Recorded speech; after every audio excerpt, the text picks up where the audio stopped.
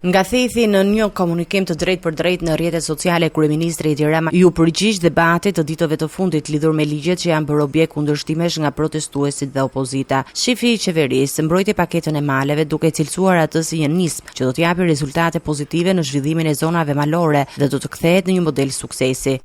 Secili që do të zhvilloj pronën e tij, pronën e trashëguar të tij. Pra këtu nuk jemi në kushtet kur po shiten malet. Sa dhe kjo shitjes është një histori në vete, por nuk është për këtë shitje në kjo bisedë. Këtu jemi në kushtet kur malet po hapen për ata që në male kanë trashëguar një pronë. Këtu jemi në kushtet kur njerëz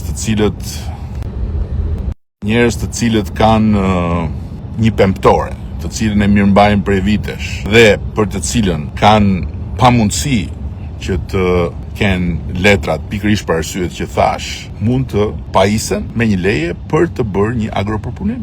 Kryeministri nënvizon se paketa e maleve do të jetë frymarrje edhe për turizmin.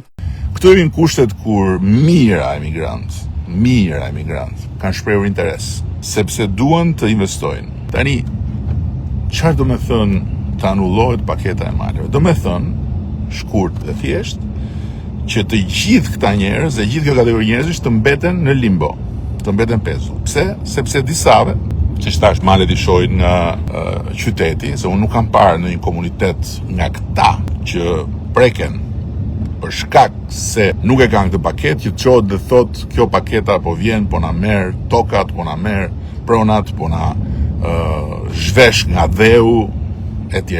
Ndërkohë që qitet në tregun e fjalëve si një tjetër akt tradhtie. Rama hodhi poshtë gjithashtu kërkesat për shfuqizimin e ligjit të investimeve strategjike, duke lënë të kuptohet se qeveria nuk ka ndërmend të tërhiqet nga reformat që i konsideron prioritare.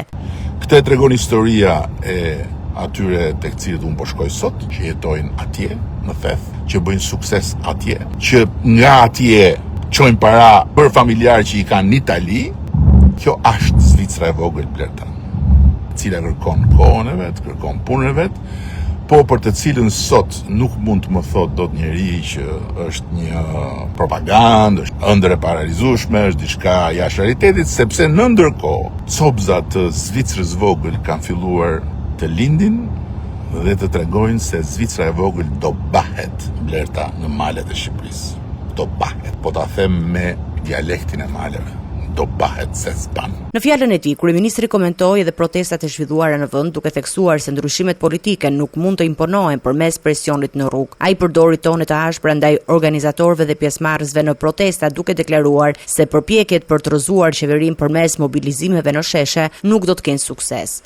Ditët në vijim, por ai bulevard është shumë qartësisht i ndarë për mua të paktën, sepse është i ndarë për historinë. Historia e flamingove është historia e Shqipërisë re. Ndërsa historia e sorrave dhe korbeve që e kanë marrë peng përfundimisht dhe e kanë kthyer në një shëmbëltyr simetrike me jashtënxjerrjen e asaj opozitës që tani stihet më ku është. Deklaratat e Ramës vinë në një kohë kur debati mbi paketën e maleve dhe ligjin për investimet strategjike ka hasur kundërshtim e protestave, të cilët vijojnë prej disa javësh ndaj këtyre nismave.